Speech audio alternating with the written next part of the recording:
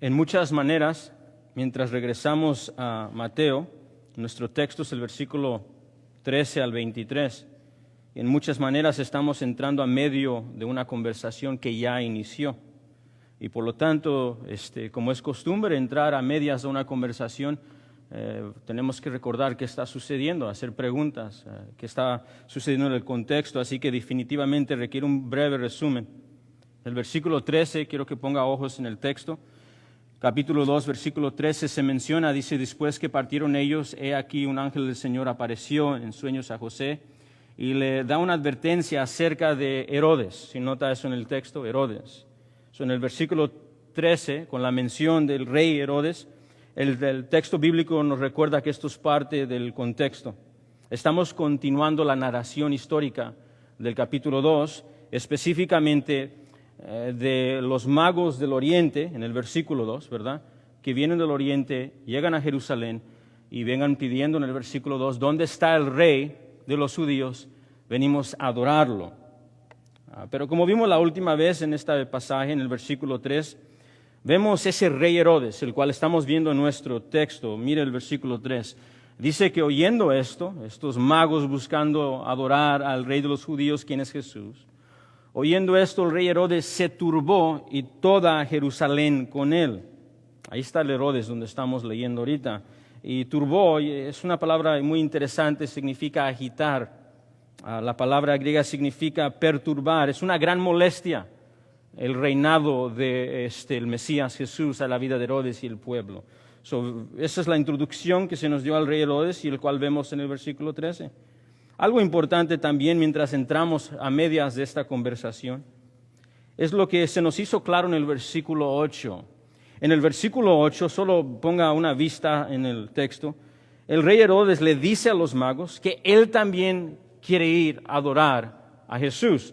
Así que les da instrucciones específicas a este rey, entre comillas, y le dice a estos magos que cuando encuentren a Jesús, le vayan a mandar a notificar para que él también vaya a ir y juntarse en esta adoración. Pero en nuestros textos se nos da la intención del rey Herodes. Ese versículo 3 se va a expresar más grande, estando agitado, perturbado y molesto. Aquí en el versículo 2 y 3, Mateo nos dice que el Señor advierte a los magos por medio de un sueño de las intenciones de Herodes. Y de acuerdo al versículo 3, mire la última frase del versículo 13, Yahweh por medio del ángel le dice, Herodes busca al niño para destruirlo, matarlo. Tiene la idea de, lo quiere sacar de este mundo, no lo quiere presente. Esa es la intención del rey Herodes, que era rey títere de Judea por los romanos. Así que, en breve, eso es lo que estamos entrando, ese es el contexto de lo que estamos viendo aquí. Herodes se nos está dando intencionalmente ver, Herodes no quiere adorar a Cristo.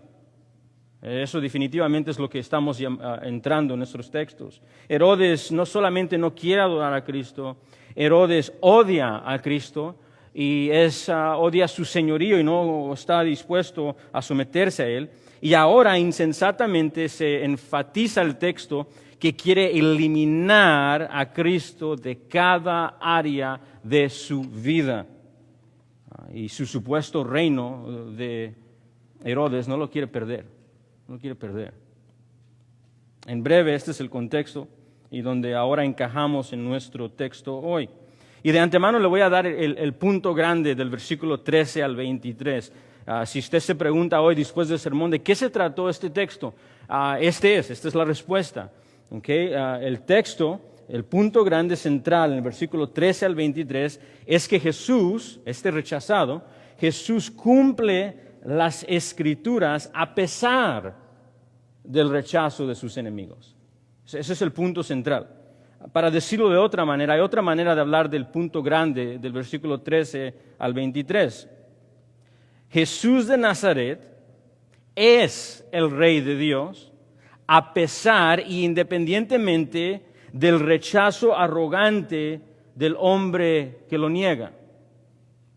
El hombre negándolo no cambia el hombre rechazándolo no cambia las verdades del cumplimiento de las palabras de Dios en Jesús el Nazareno. Este es el gran punto y lo podemos ver de inmediato si pongamos cuidadosa atención en el texto. Primero, observe rápidamente el texto conmigo, porque Mateo va a hacer un énfasis, y este es su primer énfasis. Quiere enfatizar que Jesús de Nazaret está cumpliendo las escrituras hebreas en esto lo que está sucediendo aquí. Versículo 15, y esto sería bueno para subrayar en el texto. Dice, lo que está sucediendo para que se cumpliese. Haga nota de ese verbo, plereo. Plereo significa hacer completo, completar, cumplir, realizar. Y ese verbo lo va a repetir 3 veces, así que quiere hacer un énfasis. Esto está sucediendo, versículo 15, para que se cumpliese ¿qué? Lo que el Señor dijo por medio del profeta. Lo que el Señor habló se cumplió. Las promesas del Antiguo Testamento, lo que está escrito mediante el Espíritu de Dios y los profetas, se cumplió aquí. Y Mateo lo repite de nuevo. Versículo 17, note esto. De nuevo, después de hacer otro recordatorio, dice, entonces se cumplió, ese nuevo verbo, lo vemos de nuevo, se cumplió, llegó a completar, a realizar lo que fue dicho por el profeta Jeremías, y luego él va a citar el profeta Jeremías, segunda vez, ¿verdad? Dios, lo que él habló, lo que se escribió en las Escrituras, se cumplió en Jesús el Nazareno. Esto nos satisface a Mateo, esto es un punto grande, y si no lo vemos nosotros en el texto, estamos perdiendo el punto de lo que queremos estudiar. Tercera vez, versículo 23, note el texto. Y vino, hablando de el papá legal de Jesús, José y María y Jesús vienen, y vino, habitó en la ciudad que se llama Nazaret, para que se cumpliese, repetición del verbo, cumpliese lo que fue dicho por los profetas, plural.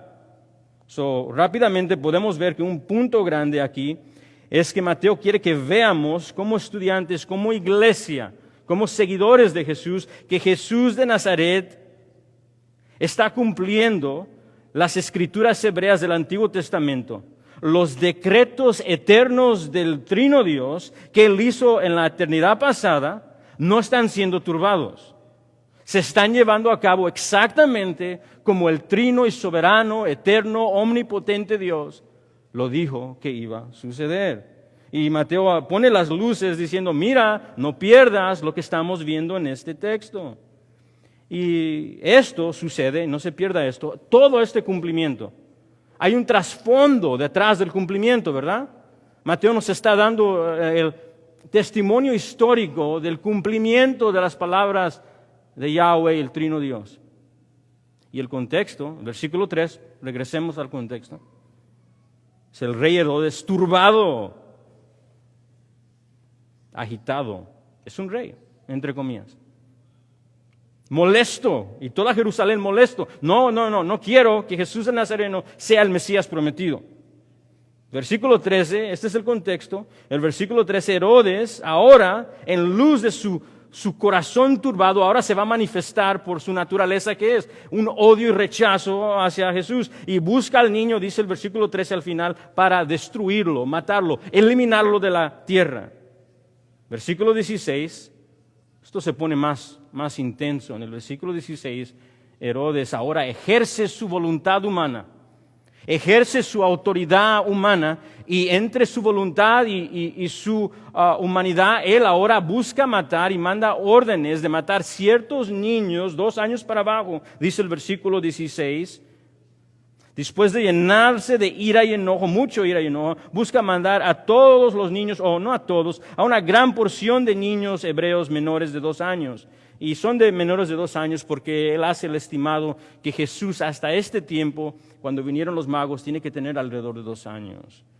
En otras palabras, Mateo está haciendo un énfasis que Jesús de Nazaret es el cumplimiento de todos los decretos y las profecías y las escrituras hebreas que Dios habló por los profetas. Jesús lo cumple, solamente Jesús lo cumple, y lo cumple en medio del rechazo hostil y la voluntad humana que rechaza al Cristo que Dios ha escogido.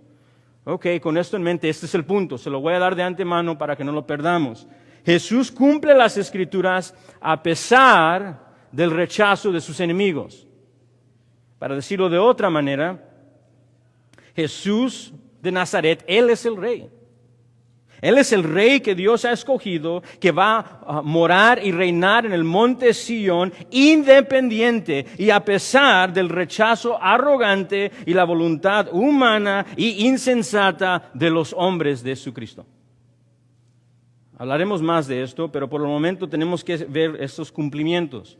Tenemos que ver esos cumplimientos y el texto se puede dividir en esos tres cumplimientos. Mateo va a hablar del cumplimiento de la profecía del profeta Oseas en el versículo 13 y 15. La segunda sección, él va a hablar del cumplimiento del profeta Jeremías en Jesús en el versículo 16 al 18. Y finalmente, en el versículo 19 al 23, en los últimos textos, él va a hacer énfasis del tercer cumplimiento, el de los profetas plural, haciendo un conjunto de las profecías de los profetas antiguos en las escrituras hebreas. Y eso es el texto, ahí está. Primero, observemos la primera, y si está tomando apuntes conmigo, en el versículo 13 al 15, Mateo quiere que veamos que Jesús es el hijo mayor del que se habló por medio del profeta Oseas. Jesús es el hijo con H mayúscula, mayor, mayúscula, en todo mayúscula, del que se profetizó por Yahweh mediante el profeta Oseas. En el versículo 13, antes de ver esto, ponga ojos en el texto, se nos dice que el ángel del Señor se le aparece una vez más a José, el padre legal de Jesús. Y esta es la segunda vez que se nos dice en Mateo que se le aparece un ángel a José. La primera vez vimos que Dios se le manda un ángel a José cuando él está contemplando a divorciarse de María, ¿se recuerda? Y luego en Mateo 1:20, Yahweh manda a su ángel para calmar a José y decirle, ¿sabes qué? Este nacimiento es un nacimiento virginal tal como se profetizó por Isaías. Cásate con María, recíbela y sé el padre legal. Eres hijo de David, tienes que cumplir lo que yo te digo, se va a cumplir lo que yo digo. Esa es la primera vez y de nuevo vemos Dios interviniendo entre los asuntos, siempre envuelto entre los asuntos de la humanidad y todo conectado supremamente a su Hijo, el Mesías. Y de nuevo vemos una aparición de un ángel y el ángel aquí en nuestro texto advierte a José sobre estos intentos necios y llenos de odio de Herodes hacia el rey elegido de Yahweh. En el versículo 14, José, como se nos está haciendo un énfasis, obedece. Él obedece exactamente lo que se le dice Dios por medio de su mensajero. En el versículo 14, José se va de Belén y Jerusalén y se dirige a Egipto. Si ves eso en el texto, vamos a leerlo juntos. Capítulo 2, vemos la respuesta en el versículo 14. Y él, José, despertando, tomó de noche al niño y a su madre y se fue a Egipto. Qué raro es esto. Piense, no lo lea rápidamente. Deja Jerusalén y Belén y se va a Egipto. Hay ironía aquí. Y Mateo quiere que veamos la ironía. Y la ironía que debemos de ver aquí es que fue Israel quien fue oprimido en Egipto. Y fue Yahweh quien envió a un Salvador, a un tipo Mesías, Moisés, para sacarlos de Egipto y llevarlos ¿a dónde? A Canaán, a la tierra prometida, a Jerusalén. Y hay una ironía que ahora Dios manda a otro, el mayor, a su Mesías, y lo envía a su tierra, y su pueblo lo oprime. Y él sale de Jerusalén y se va a Egipto. Eso definitivamente es algo muy irónico para los lectores judíos de este día. Dicen, ¿qué está pasando en esta imagen histórica que estamos viendo aquí? Tal vez, como lo dijo uno de mis profesores en la clase de Éxodos, dijo, tal vez lo que está pasando aquí es que Jerusalén ahora se ha convertido en el nuevo Egipto. El pueblo mismo de Dios, rechazando al que Dios envió, Los que conocen las Escrituras, que han esperado y escuchado, conocen los himnos, ahora Dios envía a su Mesías y ahora el nuevo Egipto es Jerusalén. Una posibilidad, pero definitivamente tenemos que ver la ironía intencional de que Dios está enviando a uno mayor que Moisés, similar a Moisés, pero mucho más grande que Moisés. Y en el versículo 15 al 16, es aquí donde Mateo menciona la profecía cumplida de Oseas. Note esto en el versículo 15 y en adelante en el texto. Esto es lo que está sucediendo. De alguna manera debemos de ver cumplimiento. Dice el texto en el versículo 15 y 16. Y estuvo ahí hasta la muerte de Herodes. Herodes muere para que se cumpliese, escuche esto, se cumpliese lo que dijo el Señor por medio del profeta, cuando dijo, de Egipto llamé a mi hijo. Y él está citando Oseas 11. Tal vez su Biblia tiene una referencia al ladito, una letra o algo así, y le da una cita de escritura. Esa cita va a ser Oseas, el profeta Oseas, capítulo 11. Es decir, él está citando Oseas 11, está cumpliéndose esto. Déjeme leerle Oseas 11, no tiene que voltear ahí, pero déjeme leérselo. El profeta Oseas en el capítulo 11, versículo 1 dice lo siguiente, hablando a Israel, un rebelde Israel, le dice lo siguiente. Cuando Israel era muy muchacho, cuando era niño, yo, Yahweh, lo amé. Y de Egipto llamé a mi hijo. Le llama a Israel mi hijo. Y esto definitivamente es lo que vimos en Éxodos 4, 22 y 23. Cuando lo saca, le llama a Israel su hijo, lo está rescatando como un hijo. Así que en el Antiguo Testamento es frecuente ver la conexión entre Israel como un hijo de Dios, pero un hijo muy rebelde de Dios. Y Oseas está haciendo énfasis aquí de esto. Está haciendo énfasis de este hijo de Israel que Dios ama, pero está siendo desobediente a Yahweh. Y aquí Mateo quiere que veamos conexiones con Oseas. Quiere que veamos conexiones con Oseas.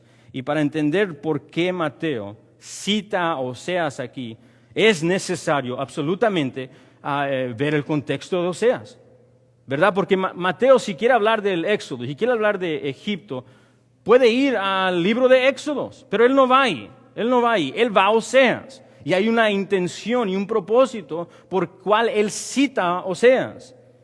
Oseas era el profeta que le está recordando a Israel en Oseas 11 de su infidelidad.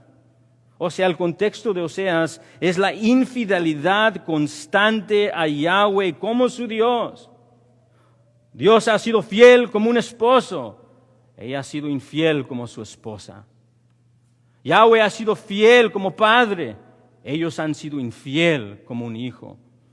Y esto es definitivamente el contexto. Y entre este contexto hay juicios que vienen al pueblo de Israel. Vienen por su desobediencia, vienen por su rebelión en contra de Yahweh. Y en Oseas 11 es un gran tesoro, porque en medio de esta rebelión, en medio de esto, Él les dice, yo los amo, Oseas 11, pero son hijos tan rebeldes. ¿Y te recuerdas cómo te saqué de Egipto? ¿Te recuerdas, hijo, cómo te saqué de Egipto y de esclavitud? El resto de Oseas nos dice que Él los va a sacar de un Egipto mucho mayor. Él los va a rescatar y redimir de un juicio mucho mayor del cual ellos necesitaban ahí, porque Él los ama. Es más, si me permite citar unas secciones acerca de estas profecías de Oseas. Es decir, hay más que decir en Oseas.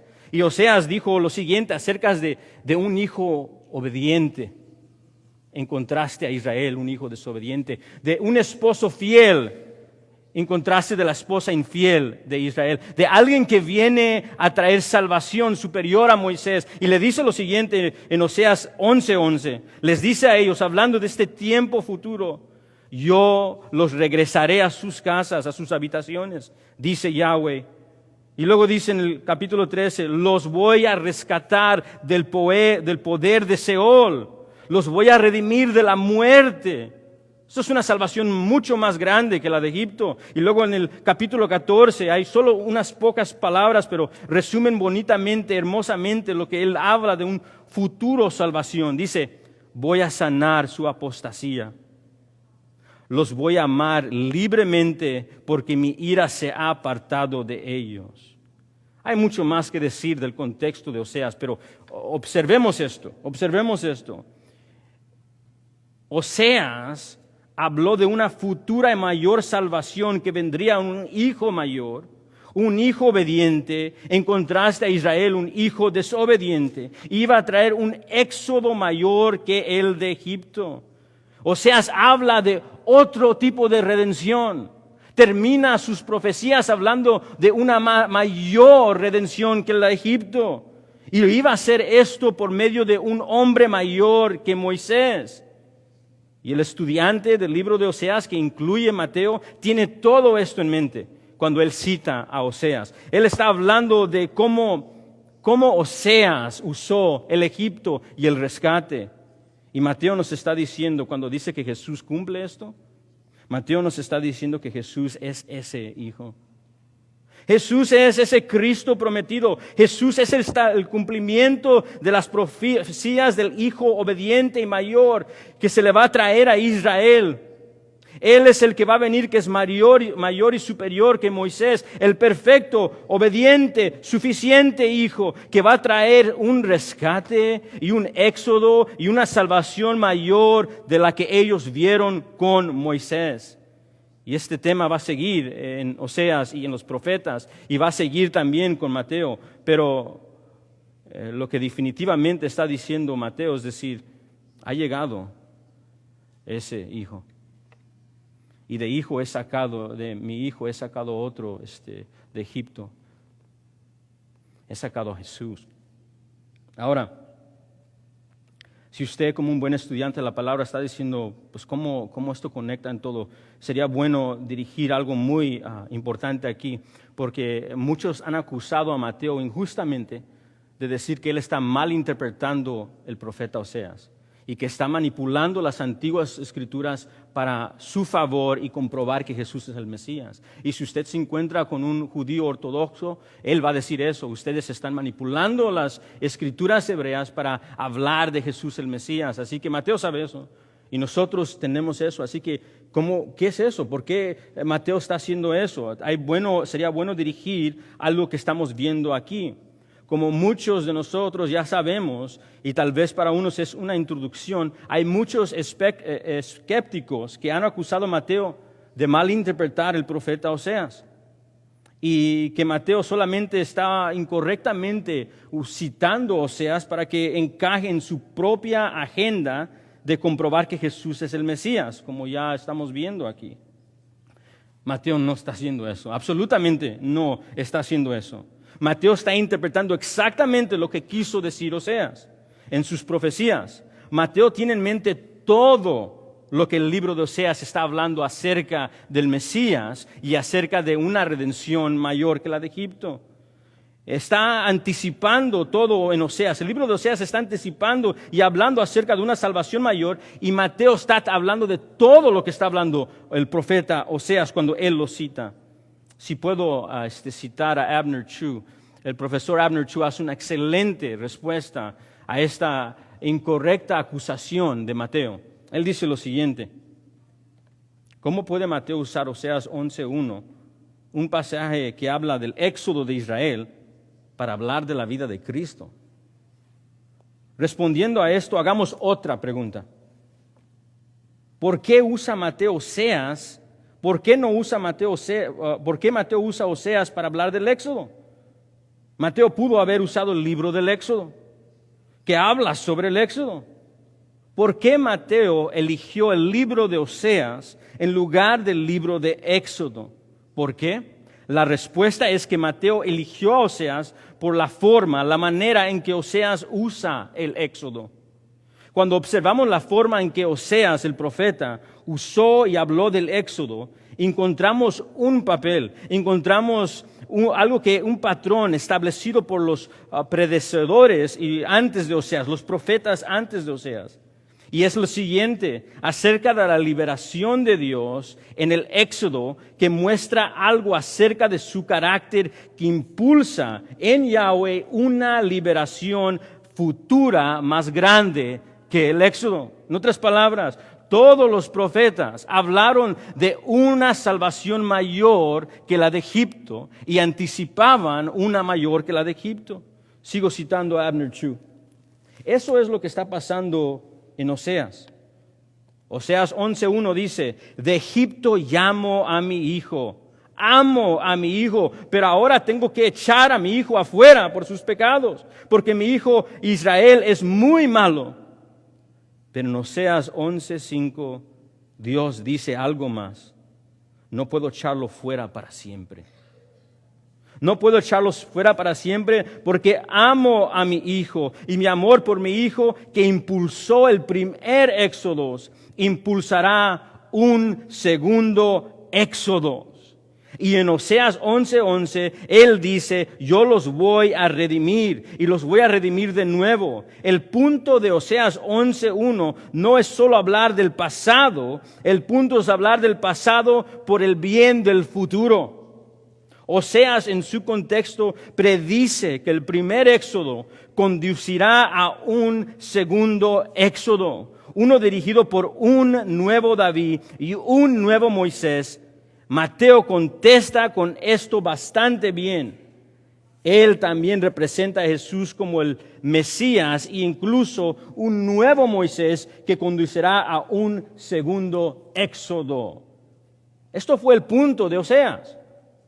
Oseas estaba esperando a una salvación mayor que la de Egipto, con un Moisés mayor que la de Egipto, y le dijo a Israel, ustedes son el hijo de Dios, pero son un hijo rebelde, y los echó fuera de Jerusalén y su ciudad, pero les prometió que un día iba a perdonarlos, y les prometió que un día los iba a reconciliar a sí mismo mediante una salvación mayor que lo que sucedió en el pacto con Moisés.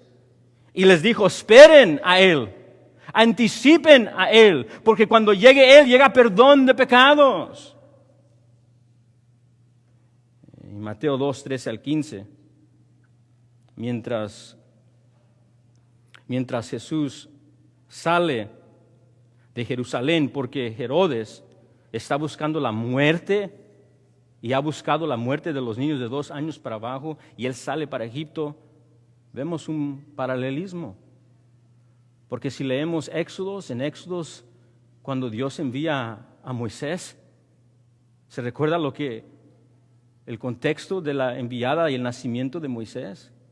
El faraón manda a que las parteras maten a todos los niños varones hebreos, y de ahí sale el que va a venir a rescatarlos.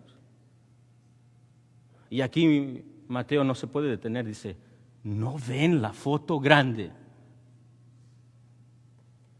¿No ven lo que predijo los profetas y lo que dijo Oseas? Aquí en este rechazo, aún en este rechazo, está viniendo su Salvador, y no habrá otro.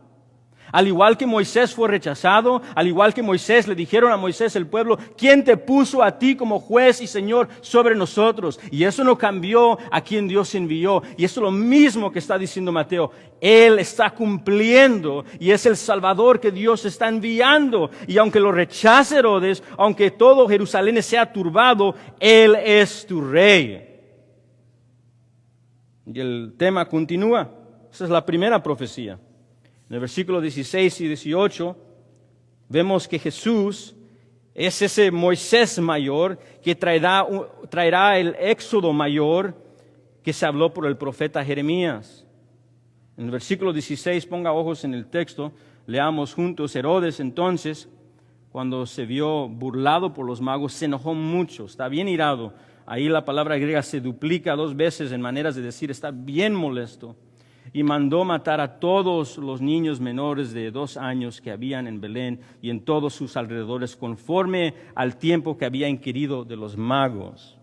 En el versículo 16 vemos la gran hostilidad y rechazo de Herodes hacia el rey de Yahweh. Se cumple la profecía y vemos el rechazo del rey Herodes. Están rechazando a Jesús como el Mesías y el rey. Y se nos dice que Herodes se enfurece sobremanera al escuchar que los magos no obedecieron sus instrucciones, sino obedecieron las instrucciones de Dios.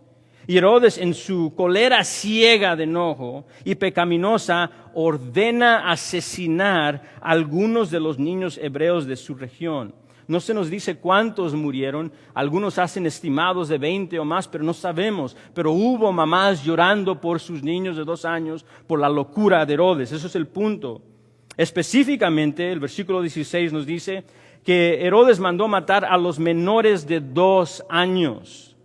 Esto implica que Jesús tenía al menos cerca de 2 años de edad cuando los magos finalmente llegaron. Así que a veces hacemos las ilustraciones en la Navidad de los pastorcitos, ¿verdad? Y los magos juntos, ellos no estuvieron juntos en la presentación, fue en diferentes ocasiones. Los magos llegaron alrededor de 2 años cuando Jesús tenía 2 años. Y eso es lo que estamos viendo aquí. Y él hizo un estimado en luz de esto para matar a los niños de 2 años en el intento de eliminar a Jesús el Mesías. Algo también que tal vez nos llame la interés. Nosotros en la historia dividimos la historia entre antes y después de Cristo. Si se pregunta dónde llegamos a ese estimado de saber las fechas, lo sacamos de cosas como esta, donde vemos exactamente Herodes, el rey, y luego eso se nos dice en la historia cuándo él vivió y se nos dice cuándo él murió. Y aquí vemos exactamente que murió Herodes, vamos a verlo en el texto, y se nos da, podemos estimar el tiempo específico o por lo menos alrededor de dónde y cuándo nació el Señor Jesucristo. Pero por el momento estamos viendo el rechazo del Mesías por el rey Herodes y su insensato plan y ejercer de su voluntad limitada, pero ejercer su voluntad de matar a los niños hebreos de 2 años. Y luego en el versículo 17 al 18, aquí es donde él va a citar el profeta Jeremías. Mateo cita específicamente que esto, lo que está sucediendo, también es un cumplimiento de lo que se habló por el medio del profeta Jeremías. Leamos el texto juntos, versículo 17. Entonces, después de esto, se cumplió lo que fue dicho por el profeta Jeremías cuando él dijo, y va a citar a Jeremías 31, 15, y dice, voz fue oída en Ramá, grande lamentación, lloró y gemido. Raquel llora a sus hijos y no quiso ser consolada porque perecieron.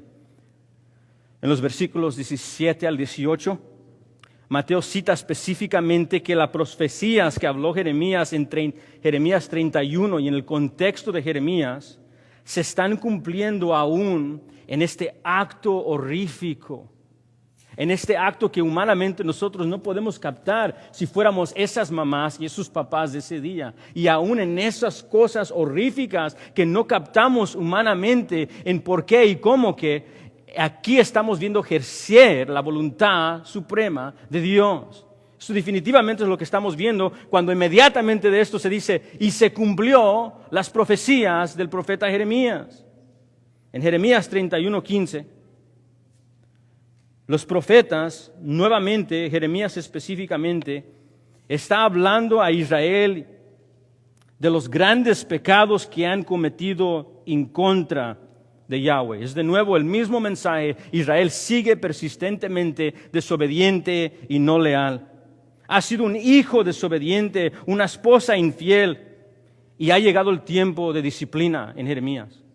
El profeta Jeremías habla de las disciplinas y juicios del pacto mosaico que han llegado como consecuencia de su rebelión y ahora van a llegar a ser cautivos en Asiria y Babilonia y ya están probando el cautiverio. Llegaron los babilonios, la primera invasión, y llegaron y se empezaron a llevar los niños y empezaron a matar a los niños y a las mujeres en Jerusalén. Y en medio de esto, Jeremías 31, 15, él cita y nos da una imagen del dolor que se siente en ese día. Y lo voy a citar de nuevo. En el dolor del pueblo en el día de Jeremías, en medio del castigo de Dios y viendo sus hijos siendo llevados cautivos por su rebelión, en medio de eso dice a Jeremías, voz está siendo escuchada en Ramá, hablando de las áreas cerca de Jerusalén, grande lamentación, es gran dolor interno, lloro y gemido, hay lágrimas donde quiera por las mamás hebreas. Y luego dice, Raquel llora por sus hijos, y Raquel aquí es una referencia al pueblo de Israel. Raquel, que llora por sus hijos y rehúsa ser consolada. Es decir, no hay manera de encontrar consolación en su gran dolor. Y dice, porque perecieron sus hijos. Oh, amados, no puedo captar la pérdida de un hijo. Y si usted ha perdido un hijo, ni sé cómo compadecerme con usted. Pero sí sé que de todos los dolores que yo he pasado en mi vida, de estar en hospital, he sido balaceado, he sido varias cosas, dolores físicos y graves en el hospital en Alemania, ningún dolor me ha dolido más que los que han sucedido con mis hijos. Y aquí vemos un dolor extremadamente grave, con lágrimas que no se pueden calmar. Y nadie puede consolarlas. Y ese es el contexto de Jeremías. Y la razón que están ahí es por su infidelidad a Yahweh, su idolatría. Lloran no solamente por las consecuencias, sino lloran, Señor, mis pecados son grandes ante ti. Y ese es el contexto de Jeremías. Pero de nuevo, en ese mismo capítulo de Jeremías, ese mismo, donde están llorando las mamás, en ese mismo capítulo, Yahweh, por amor a su pueblo errante y desobediente, les dice, voy a enviar un Mesías. Te amo. Y voy a hacer un nuevo pacto con ustedes. Un nuevo pacto porque ustedes no pueden caminar en mis estatutos. Así que yo voy a hacer que caminen en mis estatutos. Yo lo voy a hacer.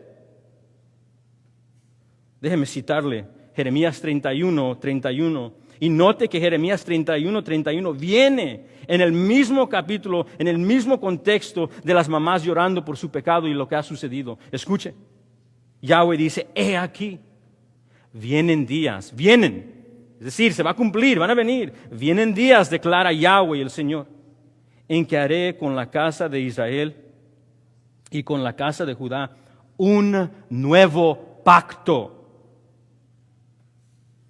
No como el pacto que hice con sus padres en el día que los tomé de la mano para sacarlos de la tierra de Egipto. De nuevo, no como el pacto que hice con Moisés, un pacto superior al de Moisés. Y miremos lo que es superior del pacto. El pacto que ellos rompieron, hablando del pacto mosaico, aunque fui un esposo fiel para ellos, declara el Señor. Porque este es el pacto que haré con la casa de Israel. Escuche, después de aquellos días, declara el Señor, pondré mi ley dentro de ellos y sobre sus corazones la voy a escribir. Y para interpretar lo que está hablando, yo seré su Dios y ellos serán mi pueblo. Y finaliza con unas palabras más preciosas que puede escuchar un pueblo que ha pecado en contra de Yahweh. Él dice, voy a perdonar su maldad y no recordaré más su pecado. En medio del juicio, les da esperanza. ¿Y sabes en dónde se encuentra esa esperanza? ¿Dónde se encuentra el nuevo pacto? ¿Dónde se encuentra ese perdón de pecados? ¿Dónde se encuentra el no recordar tus rebeliones? ¿Pueden adivinar dónde se encuentra? Se encuentra en alguien mucho más superior que Moisés. Porque Moisés solo fue un instrumento que ni fue capaz y ni entró en la tierra prometida. Insuficiente. Necesitamos a alguien más superior que Moisés, perfecto que Moisés. ¿Y quién será? Oh, aquí se nos dice Mateo, dice, esto se está cumpliendo. Al igual que Moisés fue rechazado y al igual que Moisés él intentó quitarle su vida de niño, Dios ha enviado a otro más grande que él. Y Faraón no pudo detener la salvación de Yahweh y su pueblo. Y él pudo intentar de matar a todos los niños que él quiso. No mató a Moisés. Es más, Dios, como en su providencia, en una manera de burlarse en contra de las limitaciones humanas, pone a Moisés en el mismo río donde están tirando los niños y él está flotando solito. You won't win against God. No ganarás en contra del omnipotente Trino Dios. Lo que Él dice se cumple. Y no importa las rebeliones de Herodes, no importa la rebelión del humano, no importa el faraón y su poder, es limitado. Y Dios pone los límites. Y aquí, en medio de este rechazo y en medio de la matanza de los niños, aquí dice, no se puede detener Mateo, dice en el versículo 17, entonces se cumplió lo que fue dicho por el profeta Jeremías cuando dijo, voz fue oída en Ramá. Lo que estamos viendo aquí son cumplimientos de lo que dijo Jeremías. El nuevo pacto está llegando por un Moisés mayor.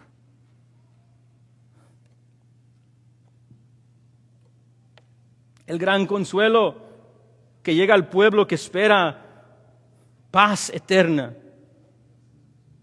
que espera el día en que el Mesías viene a erradicar todo el pecado de nuestros corazones. El que viene y da el don del Espíritu, en cual causa y escribe su ley en nuestros corazones para caminar en sus caminos, ha llegado. Y es Jesús de Nazaret. Es Jesús de Nazaret. Si puedo citar un escritor en luz de lo que estamos viendo con Mateo citando a Jeremías, él dice lo siguiente. Mateo usó, el uso que hace Mateo de esta profecía en Jeremías 31 parece retratar a Jesús como un nuevo Moisés, el que sacó los descendientes de José de Egipto, que cumple la profecía en un segundo éxodo. Al igual que Moisés, Jesús escapa a la matanza cuando era un niño, como Moisés es enviado a rescatar a los elegidos de Dios. O sea, de nuevo Mateo intencionalmente nos dice algo como lectores y como estudiantes y como pueblo rescatado en Jesús, y nos dice y nos recuerda que Jesús es el que cumple las profecías en el Antiguo Testamento y que nuestra fe sea aferrada aún más en Jesús el Nazareno. Él es el que reina, Él es el que salva, Él es el que regresa, Él es el que viene a establecer visiblemente su reino, que el pueblo sea fortalecido en su fe, porque Él cumple todas las profecías y promesas de Yahweh. No hay nadie más. Él recuerda a su lector que Jesús es el único que ha traído un éxodo mayor que el de Egipto. En la cruz Él nos rescata de la esclavitud del pecado. En la cruz y su resurrección Él nos rescata de la ira venidera. No hay otra salvación superior a lo de Jesús en su cruz y resurrección. Mateo quiere que sus lectores sepan que Jesús y solo Jesús nos trae el mayor y el único consuelo en nuestro llanto y dolor por el pecado. ¿Estás dolido por tus pecados? Porque hay consuelo en Jesús. Hay perdón en Jesús. Ha llegado lo que esperábamos. Y también Mateo quiere recordarle a su audiencia que esto está sucediendo en medio del rechazo de Jesús. Todo este cumplimiento. Nuestra tercera observación es en el versículo 19 al 23. Jesús es el Cristo rechazado de Yahweh, del que hablaron los profetas del Antiguo Testamento. Eso es como él termina este capítulo, por decirlo así. Hasta este punto hemos estado viendo el cumplimiento de la esperanza y las promesas mesiánicas que Yahweh habló por medio de los profetas del Antiguo Testamento, cumpliéndose en Jesús. Y hemos estado notando lo que hablamos en la teología bíblica de la tipología. No sé si ha escuchado esa palabra anteriormente, pero acostumbramos usarla en hermenéutica, en estudio de las Escrituras. Tipología. Y tipología es un término teológico que se refiere a cuando las Escrituras del Antiguo Testamento nos dan una foto, un vistazo, una vista previa de lo que va a ocurrir y suceder en Jesucristo en las Escrituras del Nuevo Testamento. Un ejemplo de esto, Adán es un rey pequeño que se le da para ser un sacerdote y un esposo fiel a su esposa. No hizo buen trabajo.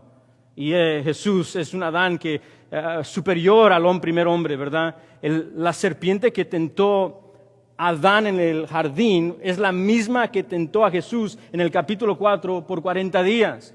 Adán está en el jardín con todo lo que se le puede dar, y Jesús está en el desierto sin nada de eso. Vemos tipología, vemos una imagen de algo que se va a cumplir superiormente, completamente en Jesús. Jesús es el Adán perfecto. El sistema sacrificial. Vemos el sistema sacrificial donde hay un sumo sacerdote presentándose anualmente con un cordero perfecto, ¿verdad? Tiene que ser sin mancha anualmente, cordero después de cordero. Y no puede quitar los pecados. Israel sabe esto. Y luego vemos a Juan el Bautista cuando ve a Jesús llamándolo ¿qué? el Cordero de Dios que quita el pecado del mundo. Vemos en el Antiguo Testamento imágenes y vemos cosas que Yahweh, el Trino Dios, estableció para darnos un vistazo de que se iban a cumplir en Jesús. ¿Quién es el perfecto sumo sacerdote? ¿Aarón? No. Jesús es el perfecto sumo sacerdote. ¿Cuál es el cordero suficiente para remover el pecado? Los millares y millares de corderos del Antiguo Testamento. Hebreos nos dice, no. Jesús. ¿Quién es el rey? El rey perfecto, más sabio, el rey con el corazón exactamente como el de Dios. ¿El rey David? Oh no. Lean la primera y segunda de Samuel y se van a dar rápidamente cuenta que aunque tenía el corazón conforme de Dios, es insuficiente. ¿Salomón? No. Todo está apuntando a algo cumpliéndose en la persona de Jesús el Nazareno, el Hijo eterno de Dios. Y esto es muy intencional, muy intencional. Esto es la tipología, el tipo apuntando al antitipo, el cumplimiento total y perfecto de lo que vimos. Y eso es lo que es el tipología. Me gusta cómo lo dice un comentarista hablando de la tipología. Siempre que hablamos de un tipo, nos referimos a una imagen del Antiguo Testamento de la persona y la obra de Cristo. Por ejemplo, leemos en el Antiguo Testamento acerca de corderos que son sacrificados y luego escuchamos las palabras de Juan el Bautista. He aquí el Cordero de Dios, en referencia a Jesucristo. Hay muchas imágenes en el Antiguo Testamento de Cristo. Llamamos a estos tipos y Cristo es el antitipo o el cumplimiento de ese tipo. Ahora, esto es solamente un breve resumen de tipología. Así que les doy una advertencia pastoral de que no vayan a hacer todo en el Antiguo Testamento tipo y antitipo. No vayan allá a decir que las cortinas son esto y esto. Tengan cuidado. La tipología se nos explica en el Nuevo Testamento. Dios la hizo y por medio del Espíritu Santo y sus autores bíblicos, Él nos las explica en la plenitud de Génesis y Apocalipsis. Lo vemos repetidamente en toda la Biblia. Así que seamos estudiantes diligentes y humildes y cuidadosos y no vayamos a hacer tipología de donde no se encuentra. Eso va a requerir diligencia. De estudiar la Biblia cuidadosamente. No puedo ir más de hablar de tipología, pero le dejo con esa amorosa y humilde advertencia en nuestros estudios bíblicos.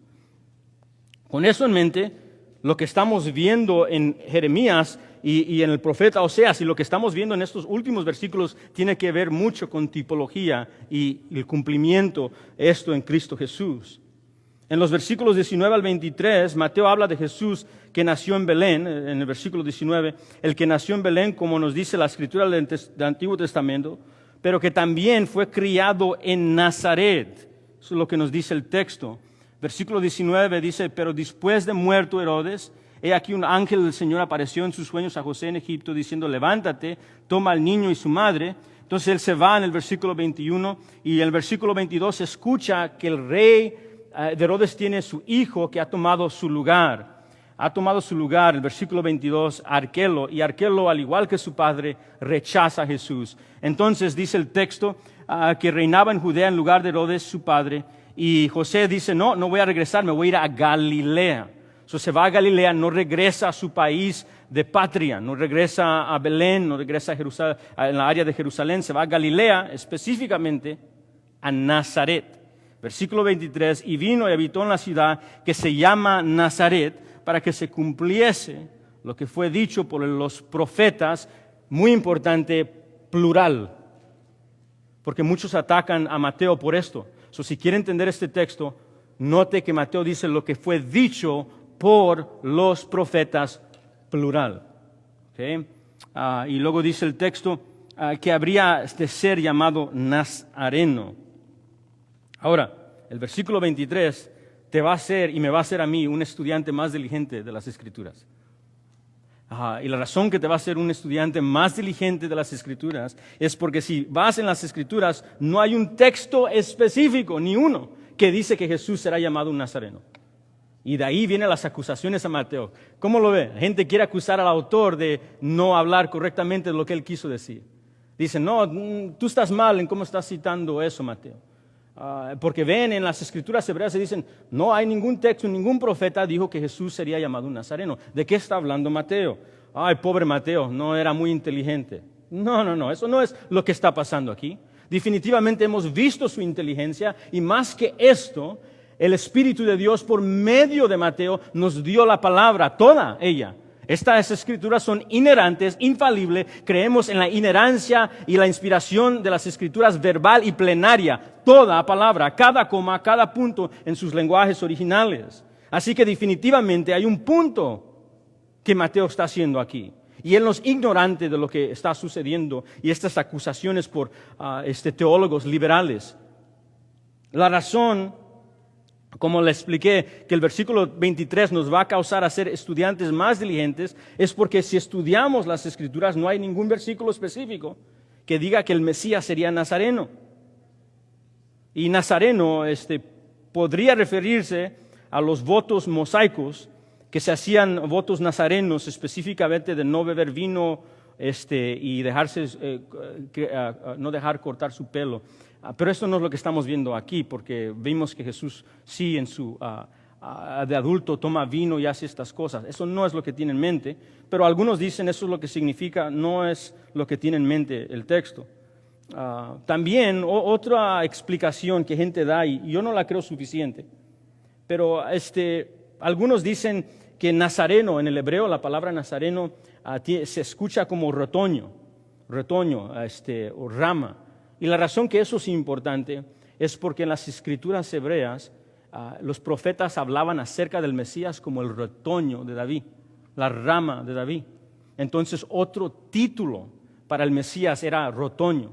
Entonces algunos quieren, para explicar este texto, dicen, Mateo está usando esto para decir que nazareno se escucha como retoño en el hebreo y está hablando de eso.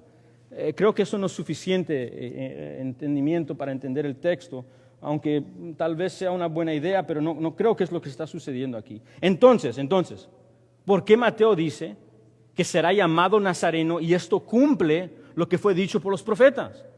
¿Cómo se encaja esto? ¿Cómo entendemos eso? Creo que hay una explicación muy apropiada en esto. Y es la siguiente. Ser nazareno era ser despreciado. Y las escrituras, todas de ellas, por los profetas, hablan de un Mesías que sería rechazado. Lo que creo que está pasando aquí es que las escrituras hebreas del Antiguo Testamento están llenas de muchas, plural, profecías que hablan del rechazo del Mesías y el del precio de Mesías. Y en el día de Mateo, el que era nazareno was a nobody, era un nadie en su día.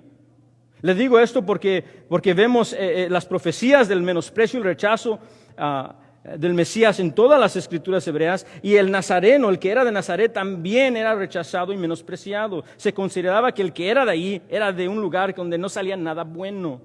No sé si usted conoce de una ciudad donde se conoce por vagabundos o se conoce por maldad, y dicen, ¿de dónde eres? Y dice, pues de ahí nada sale bueno. Me recuerdo que una vez me preguntaron a mí por mi descendencia y dicen, ¿de dónde eres? Y le dije, pues mis papás son mexicanos. Le dije, mi papá es del DF. Y él dice, voy a guardar mi cartera. Y dije, pues, ¿por qué me dijo eso? Y yo no sabía. Y le dije a mi papá, ¿por qué dijeron eso? Y él dice, mijo, es que los del DF tienen una mala reputación de ser rateros y piensan que todos los que son del DF son malos. Ve cómo van las cosas. Pues no es cierto. Le quiero decir eso, no es cierto. El que me conoce sabe eso, que no es cierto. Pero lo que quiero decir con eso es Nazaret tenía una reputación mala de ser insignificante, un pueblo que no tenía mucha gente, pobres, humildes y no dignos de respeto. Nazaret era un pueblo pequeño, insignificante, de baja reputación. No salían gente inteligente de ahí, no salían doctores de ahí, no salían estudiosos de teologías ahí, no salían rabís ahí, y por las escrituras no iba a salir un rey de ahí, no iba a salir un profeta de ahí. Es más, no sé si se recuerda algo muy interesante en San Juan capítulo 1, cuando se le vienen a decirle a Nataniel, el discípulo que iba a llegar a ser discípulo de Jesús, se le dice, hemos encontrado el Cristo que habló Moisés. Dice, ¿quién es? Es Jesús de Nazaret. ¿Y se recuerda lo que dice Nataniel? ¿De Nazaret? ¿Qué cosa buena puede salir de Nazaret? Eso es San Juan 1:46. Era común, conocido entre todos los discípulos y entre Mateo en su día. Si eras de Nazaret, eso es un título de reproche y rechazo. Si eres de Nazaret, un nazareno, no es un cargo real y mesiánico. Y parece que Mateo está diciendo esto cuando dice, se llamará un nazareno, un rechazado, un menospreciado, una gente que dice no hay nada bueno en él. Tal, y dice, como se habló por quién, los profetas, plural. Salmo 22, hablando del Mesías. Soy un gusano. Isaías 53, menospreciado y rechazado. Así hablaron acerca del Mesías. Iba a venir a su pueblo como rescate y salvador, y su pueblo, hablando de la gran mayoría, iba a decirle, no quiero servirte. Dr. William McDonald creo que lo dice muy bien. Entonces, dice lo siguiente, cuando el versículo 23 dice que será llamado Nazareno, significa que será tratado con desprecio. Aunque no podemos encontrar ninguna profecía de que Jesús sería llamado Nazareno, podemos encontrar una que dice que sería despreciado y desechado entre los hombres en Isaías 53:3. Podemos encontrar otro que dice que él sería un gusano y no un hombre, despreciado y rechazado por la gente en el Salmo 22:6. Entonces, si bien los profetas no usaron las palabras exactas, esto fue sin duda el espíritu de varias profecías. Es asombroso que cuando el Dios poderoso vino a la tierra, se le dio un apodo de reproche. Es un nazareno. Aquellos que lo siguen tienen el privilegio de compartir su aprobio. Somos nazarenos, seguidores de Jesús, en esa manera. O sea, lo que Mateo quiere que veamos aquí es que Jesús es el único que ha traído un éxodo mayor que el de Egipto. Jesús ha venido a librarnos de la esclavitud no del faraón, la esclavitud del pecado y del juicio que merecemos por nuestras ofensas y transgresiones en contra del santo omnipotente Yahweh. Y nos recuerda que este Jesús está siendo rechazado hoy. Está rechazado por Herodes, y no solamente por Herodes. Versículo 3 dice, y toda Jerusalén con él. En el versículo 4 y 5, los magos vienen del oriente, no se nos dice de qué tan lejos, en millas y kilómetros, pero del oriente, por las áreas de Persia, y ellos van de lejos y se postran. Y luego ven a los religiosos y ellos escudriñan las escrituras y dicen, él debe de nacer en Belén. Y usted se recuerda, ellos ni van una milla, pueden caminar ni una cuadra, caminar a ver su propio rey. Y luego en los versículos 12 y 13 vemos que no solamente Herodes rechaza y también busca él intencionalmente matar a Jesús insensatamente. En el versículo 16 vemos que él asesina a los niños hebreos de 2 años para intentar de matarlo. Y luego vemos que su hijo no cambió sus pasos, siguió en el mismo paso, Arquelo no quiso. Todo este trasfondo de rechazo, todos estos cumplimientos de las escrituras de Yahweh ocurren en un contexto de rechazo pecaminoso, hombres ejerciendo su voluntad, pero Dios superior ejerciendo su voluntad soberana. Y esto nos regresa a donde iniciamos. ¿Cuál es el punto de este texto? Jesús cumple las escrituras a pesar del rechazo de sus enemigos. Jesús de Nazaret es el Rey de Dios a pesar, independiente del rechazo arrogante e insensato de los hombres. Lo aceptes o no, Él es Rey. Te sometas o no, Él es Señor. Lo ames o no, Él es digno de amor.